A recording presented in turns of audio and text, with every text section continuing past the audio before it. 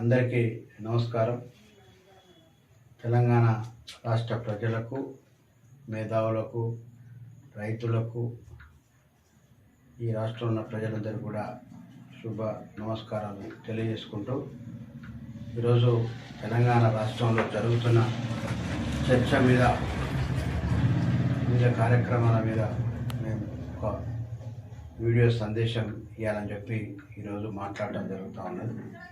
ముఖ్యంగా తెలంగాణ రాష్ట్రంలో ఇవాళ ఉన్న పరిస్థితులను చూసుకుంటే కరువు పరిస్థితులు ఏర్పడుతున్న సందర్భంలో ఇవాళ రాష్ట్ర ప్రజానీకం అంతా కూడా సరైన సమయంలో వర్షాలు అందక ఎల్నినో ప్రభావంతో ఇవాళ కరువు పరిస్థితులు ఏర్పడుతూ ఉన్నాయి.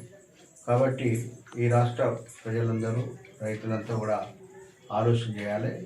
కరువు పరిస్థితులను ఏ రకంగా ఎదుర్కోవాలి, దానికి అనుగుణంగా మనం ఏమి ప్రత్యామ్నాయ పంటలు ఏవైతున్నాయో వాటి విషయంలో ఆలోచన చేసి నీటి యొక్క ఉపయోగం తక్కువగా ఉన్న పంటలను సెలెక్ట్ చేసుకొని ఆరుతడి పంటలు, అపరాలు, ఎక్కువ వాటర్ కన్జ్యూమ్ అంటే ఎక్కువ వాటర్ తీసుకొని పంటలను మనం ఎంపిక చేసుకొని సాగు చేసుకోవాల్సిన అవసరం ఎంతైనా ఉన్నది. ఇప్పటికీ వాస్తవంగా తీవ్రమైన పరిస్థితులు మనకు కనపడుతున్న సందర్భంలో ఈ పాటికల్లా ఇవాళ మనం జూలై 14 తారీఖు ఇవాళ వచ్చినాం. అంటే ముమ్మరంగా నాట్లు వేసుకోవాల్సిన పరిస్థితి ఉండే. ఆ పరిస్థితిలో ఇవాళ కనీసం ఎక్కడ నారుమల్లు కొంతమందికి పోషులు నాటు వేసే పరిస్థితి ఎక్కడ కనపడటం లేదు. కాబట్టి ఇవాళ బోర్ల కింద, పావుల కింద తక్కువ వాటర్ వచ్చే అవకాశం ఉంటుంది. కాబట్టి ఆ తక్కువ వాటర్తోనే ఏదైతే పంటను మనం తక్కువ వాటర్తోనే ఎక్కువ పంట వచ్చేది ఏమున్నాయో, ముఖ్యంగా పల్లీలు కావచ్చు, కందులు కావచ్చు, నువ్వులు కావచ్చు, జొన్నలు కావచ్చు, సజ్జలు కావచ్చు, రాగులు, వివిధ ప్రాంతాల్లో పండే పంటలు మన యొక్క వాతావరణానికి అనుగుణంగా, మన నేలలకు అనుగుణంగా, మన యొక్క వర్షాభావ పరిస్థితులకు అనుగుణంగా పంటలను సెలెక్ట్ చేసుకొని పోవాల్సిన అవసరం ఎంతైనా ఉందని చెప్పి ఈ సందర్భంగా మేము రాష్ట్ర ప్రజలకు తెలియజేస్తూ ఉన్నాం. చాలా ఇవాళ అనేక ప్రాజెక్టులు కూడా ఇవాళ నీళ్ళన్నీ ఖాళీ అయిపోయి ప్రాజెక్టులు ఖాళీ కుండల్లాగా ఉన్నాయి. వీటిని వాస్తవంగా ఇప్పటికీ ఒక 50% వర్షభావం అనుకూలిస్తే ఇవాళ దాదాపు ప్రాజెక్టులు 90% నిండే పరిస్థితి ఉండు.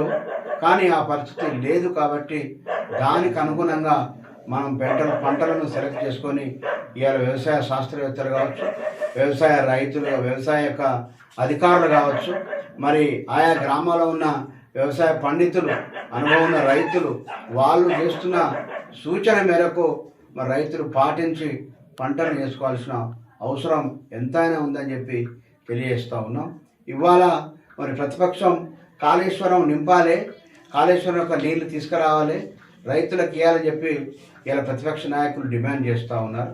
ఇవాళ మేము ఒకటి అడుగుతా ఉన్నాం, కాళేశ్వరంలో నీళ్లు ఆపకుండా, కెనాల్కు అడ్డుకట్ట లేకుండా, నదికి గోదావరికి అడ్డుకట్ట లేకపోతే కాళేశ్వరం ప్రాజెక్ట్ ఎట్లా అనవచ్చు? ఒకవేళ అడ్డుకట్ట వేస్తే ఇవాళ నేషనల్ డ్యామ్ సేఫ్టీ అధికారులు ఇచ్చిన రిపోర్టు మేరకు మీరు కనుక వాటర్ స్టోర్ చేస్తే ప్రమాదం ఉన్నది అని స్వచ్ఛమైన ఆదేశాలు ఇవాళ ఢిల్లీ నుంచి ఉన్నాయి. ప్రాజెక్టు విషయంలో NSDM నేషనల్ డ్యామ్ సేఫ్టీ అధికారులు ఇచ్చిన సూచన మేరకే రాష్ట్ర ప్రభుత్వం ఈరోజు వాటర్ స్టోరేజ్ చేయలేకపోతూ ఉన్నది. దాన్ని రాష్ట్ర ప్రభుత్వం, ప్రజలు కూడా ఇవాళ ఆలోచన చేస్తూ ఉన్నారు. ఒకవేళ నీళ్ళు ఆపినట్టయితే ఇవాళ మొత్తానికి ఒక 40 గ్రామాలు ముంపుకు గురయ్యే పరిస్థితి ఉన్నది. దాంతోపాటు భద్రాచలం సిటీ కూడా ముంపుకు గురయ్యే వాతావరణం ఉన్నది. ఒకటేసారి వరద ఎక్కువైతే దాన్ని ఎవరు కంట్రోల్ చేయలేని పరిస్థితి ఉంటుందని చెప్పి నేషనల్ డ్యామ్ సేఫ్టీ అధికారులు చెప్పారు. కాబట్టి ఆ విషయంలో ప్రభుత్వం తీవ్రంగా ఆలోచన చేస్తూ ఉన్నది. ఇవాళ 1,00,000 కోట్లు పెట్టి కట్టిన ప్రాజెక్టు కాళేశ్వరం ఇలా నీళ్ల పాలైపోయింది. నష్టం చేశారు. తీవ్రమైన అప్పులు తీసుకొచ్చి ఇవాళ రాష్ట్రాన్ని అప్పుల ఊబిలో నింపి చాలా టీఆర్ఎస్ నాయకులు ఏదైతే ఉన్నారో ఇవాళ మేము కాళేశ్వరం కట్టినాం, కాళేశ్వరం నీళ్ళు ఇత్తలేదని చెప్పి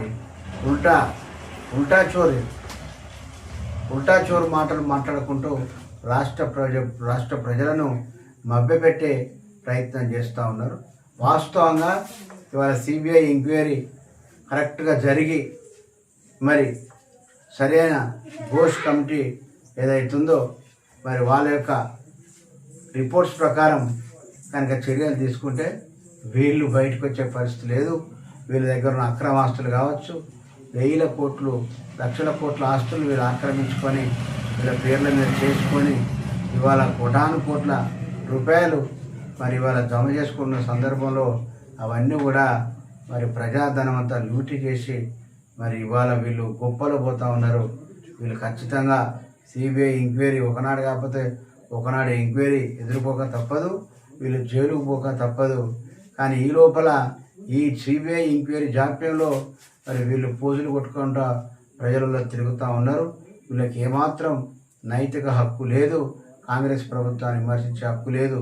ఆ రోజు రాజశేఖర్ గారు, స్వర్గీయ ముఖ్యమంత్రి రాజశేఖర్ గారు జలయజ్ఞంలో తీసుకొచ్చిన పథకాలే ఇవాళ పథకాలు అభివృద్ధి పదంలోకి వచ్చినాయి. అంతేకాదు శ్రీమతి ఇందిరాగాంధీ గారు, స్వర్గీయ నెహ్రూ గారు మరి శ్రీరామ్ సాగర్ కావచ్చు, అది నాగార్జున సాగర్ కావచ్చు, ఇవాళ ఉన్న ప్రాజెక్టులు పోచంపాటు ప్రాజెక్టు కావచ్చు, ఇవాళ మరి ఇక్కడ ఉన్న దేవాదుల ప్రాజెక్టు కావచ్చు, అంతకుముందున అనేక నెట్టంపాడు ప్రాజెక్టు కావచ్చు, మహబూబ్నగర్లో ఉన్న ప్రాజెక్టులు అనేక ప్రాజెక్టులు, జూరాల ప్రాజెక్టు కావచ్చు, ఎన్నో ప్రాజెక్టులు కాంగ్రెస్ ప్రభుత్వం కట్టి ఇవాళ వాడుకలోకి వచ్చినాయి. మీరు కట్టక ఒక కాళేశ్వరం కడితే అది కూలిపోయి సముద్రం పాలైపోయింది. ఈ సముద్రం పాలైపోయిందని చెప్పుకోలేక ఇవాళ వచ్చి కన్నపెల్లిలో మీరు పంపింగ్ వాటర్ చేయండి, అవి తీసుకొచ్చి రైతులకి ఇవ్వండి. అరే నువ్వు కాళేశ్వరం కట్టకపోతే ఆడ అడ్డుకట్ట వేయకపోతే నీ కాళేశ్వరం అవసరం లేదు కదా. ప్రాజెక్ట్ లేకుండా నీళ్లు తోడితే ప్రాజెక్ట్ ఏ అవసరం ఉన్నది? నీళ్లు తోడండి, ఇలా నీళ్ళు వస్తాయి, మేము నీళ్లు బారిస్తాం, రైతులకు నీళ్ళు అని చెప్తా ఉన్నారు. మీరు ఇవాళ మేడిగడ్డ ఏదైతుందో, అన్నారం ఏదైతుందో, అన్నారం బయలిపోయింది, మేడిగడ్డ బయలిపోయింది, సుందిల యాడికాడికి ఇచ్చుకోపోయింది. అనేక రకాల మీరు కట్టిన ప్రాజెక్టులన్నీ కుంగుతూ ఉన్నాయి. పిల్లర్లు ఇవాళ వాళ్ళు భూగర్భంలో రంధ్రాలు చెక్ చేస్తూ ఉన్నారు, బోర్లేసి. దానికి ఒక టైం బీయింగ్ ఉన్నది. ఆ టైం ప్రకారం వాళ్ళు ఇంజనీర్లు ఇచ్చిన ప్రకారం సెంట్రల్ గవర్నమెంట్ కంట్రోల్లో NSDA నేషనల్ డ్యామ్ సెక్యూరిటీ వాళ్ళు ఇచ్చిన ఆదేశాల ప్రకారం ప్రయత్నం చేస్తారు తప్పితే మీరేదో బావబామ్మర్దులు గొప్పలు చెప్పుకుంటూ ప్రజలను రెచ్చగొట్టుకుంటూ ఈ రాష్ట్ర రైతాంగాన్ని మభ్యపెట్టుకుంటూ అబద్ధాల మాటలు మాట్లాడుకుంటూ తెలుగులోకి వెళ్ళి ఇంగ్లీష్కి వెళ్ళి ఉర్దూల ఈ భాష ఆ భాష మాట్లాడి ప్రజలను మభ్యపెడితే మేము మాటలు చెల్లేటి కావు. ఈ రాష్ట్ర రైతాంగం ఆలోచన చేస్తారు, ఈ రాష్ట్ర ప్రజలు ఆలోచన చేస్తారు. ఖచ్చితంగా స్పష్టంగా ఈటెల రాజేందర్ గారు మాట్లాడారు. ఎస్, మీరు బీజేపీ పార్లమెంట్ ఎంపీ కదా, మీరు మాట్లాడండి, నేషనల్ డ్యామ్ సెక్యూరిటీ వాళ్ళతో మాట్లాడండి, డిస్కస్ చేయండి, పర్మిషన్ ఇప్పియండి. వాళ్ళు స్పష్టమైన ఆదేశాలు ఇస్తే ఖచ్చితంగా మేడిగడ్డలో నీళ్ళు ఆపుతారు, ఖచ్చితంగా మరి అన్నారంలో నీళ్ళు ఆపుతారు, సుందేలో నీళ్ళు ఆపుతారు, మరి తీసుకొచ్చి నీళ్ళు రైతుల పొలాలకు ఇస్తారు. ఇవాళ ఢిల్లీ వాళ్ళేమో ఇవ్వద్దని, నేషనల్ డ్యామ్ సేఫ్టీ వాళ్ళేమో వద్దంటారు. మీరేమో బీజేపీలో ఉన్న ఎంపీ ఏమో నీళ్ళు ఇవ్వమంటాడు. టీఆర్ఎస్లో దానికి అనుగుణంగా తానని చెప్పి మరి ఈటెల రాజేందర్ గారు, అదేవిధంగా ఇక్కడ కేటీఆర్, హరీష్ రావు వీళ్ళు మాట్లాడతారు. మరి ఎవరికి ఆలోచన చేసి ముందుకు పోతే మరి ప్రజలకు సేఫ్టీ ఉంటుందో, సేఫ్టీ ఫస్ట్ ఆలోచన చేస్తుంది ఈ రాష్ట్ర ప్రభుత్వం, రేవంత్ రెడ్డి గారి ప్రభుత్వం, కాంగ్రెస్ పార్టీ ప్రభుత్వం. కాబట్టి ప్రజలంతా కూడా ఆలోచన చేయాలి. కూలిపోయిన ప్యాక్తోనే నీళ్ళు అంటే మళ్ళీ ఎవరిని బదనాం చేద్దామని ఊళ్ళో మునిగిపోతే ఎవరు ఆగమవుతారు? దానికి మీరు బాధ్యుల? మీరేదో మా మీద నెపం పట్టదని చెప్పి దాన్ని దులుపుకోవాలి.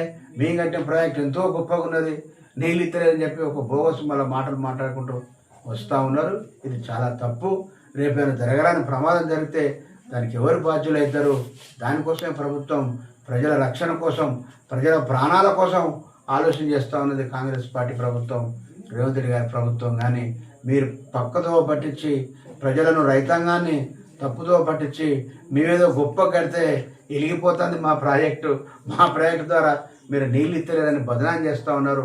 1,00,000 కోట్ల ప్రాజెక్టు ఆ రోజు అది ప్రాణహిత చెవుల ప్రాజెక్ట్ అవుతుందో ఫస్ట్ 8,000 కోట్లు అర్థం 30,000 కోట్లు 30,000 కోట్లతో అయిపోయే ప్రాజెక్టును మీరు తీసుకొచ్చి కాంగ్రెస్ ప్రభుత్వానికి ఆ రోజు రాజశేఖర్ గారు చేసిన ప్రతిపాదన ఏదైతున్నదో ఆ ప్రతిపాదన సక్సెస్ అయితే ఎవరు ఇక్కడ గుర్తు చేయరని చెప్పి మీరు ప్రాజెక్టులను రీడిజైన్ పెట్టి మరి మార్చి ఇవాళ దానికి ఒక కాళేశ్వరం పెట్టుకొని అలా ఇందిరాసాగర్ ప్రాజెక్ట్ అవుతున్నదో సీతారామ ప్రాజెక్ట్ అని పేరు పెట్టుకొని అనేక ప్రాజెక్టులు